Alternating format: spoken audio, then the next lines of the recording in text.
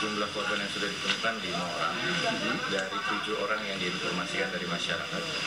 Tinggal Mbak Salim dengan cucunya Pianto.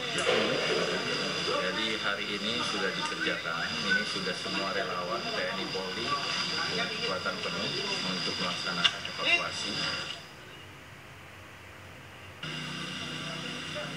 Tim gabungan SAR, BPBD, TNI, dan Polri bersama warga mencari 2 orang yang masih dinyatakan hilang.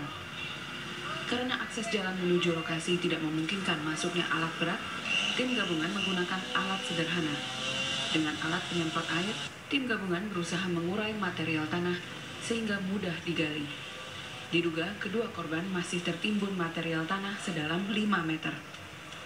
Ini merupakan hari ketiga pasca longsor. Dalam hujan deras Jumat lalu, bukit setinggi 100 meter longsor menimpa rumah warga. Dari Purworejo, Jawa Tengah,